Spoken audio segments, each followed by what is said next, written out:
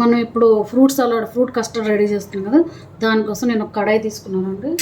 ఆ కడాయిలో మన ఇంట్లో ఎంతమంది మెంబర్స్ ఉంటారో దాన్ని బట్టి తయారు చేసుకోవాలన్నమాట. మా ఇంట్లో మేము 3 మెంబర్స్ ఉంటాం. దానికి మంచి క్రీమీ మిల్క్ అనమాట ఇది. అప్పుడు మనకి ఫ్రూట్ కస్టర్డ్ అనేది చాలా బాగా టేస్టీగా వస్తుంది. నేను 1/2 లీటర్ పాలు తీసుకున్నాను. ఇది కాచి చల్లార్చిన పాలు.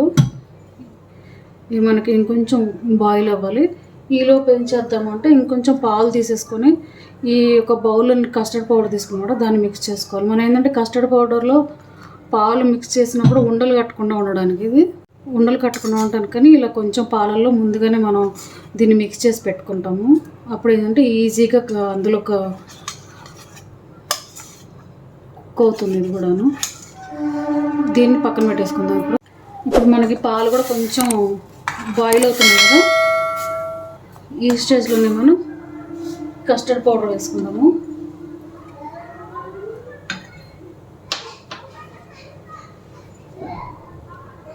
ఇది కస్టర్డ్ పౌడర్ వేసుకున్న దగ్గర నుంచి మనం దీన్ని కలుపుతూనే ఉండాలండి, లేదంటే మాడిపోతుంది ఇది. తర్వాత మన టేస్ట్ తగినంత షుగర్ అనమాట. దీనికి కంపల్సరీ వైట్ షుగరే వాడాలండి, లేకపోతే బాగోదు. దీన్ని ఇలా కలుపుతూనే ఉండాలి దగ్గర పడే వరకు.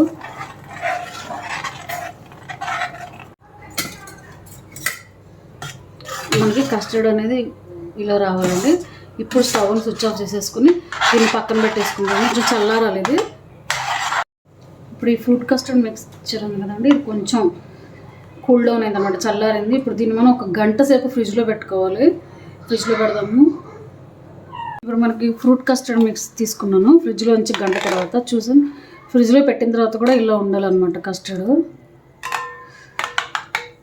తర్వాత దీంట్లో కట్ చేసి పెట్టుకున్న ఫ్రూట్స్, ఇది ఫ్రూట్ సలాడ్ కదా, ఫ్రూట్స్ గ్రేప్స్ వేస్తున్నాను. అంటే ఇది మన ఇంట్లో ఏ ఫ్రూట్స్ అవైలబిలిటీ ఉంటే ఆ ఫ్రూట్స్తో చేసుకోవచ్చు, అంటే పర్టికులర్గా ఇదే కావాలని లేదు.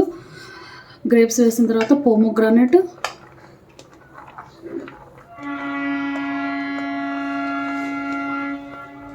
తర్వాత యాపిల్,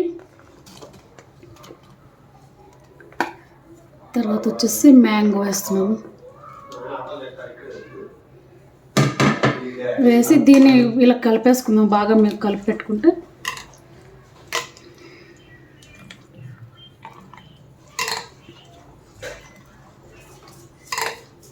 ఇలా కలిపేసుకోవాలి.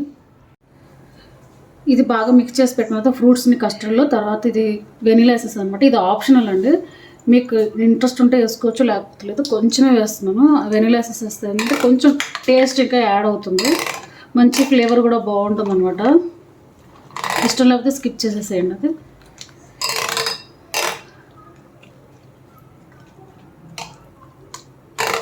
ఇప్పుడు దీన్ని సర్వింగ్ బౌల్స్లో తీసుకొని మనం ఫ్రూట్ కస్టర్డ్ ఎంజాయ్ చేసేయటం అనమాట. సర్వింగ్ బౌల్స్లో తీసుకుని చూసారు కదా, మన ఫ్రూట్ సలాడ్ రెడీ అయిపోయిందండి. మంచిగా సర్వింగ్ బౌల్స్లో సర్వ్ చేసుకున్నాం.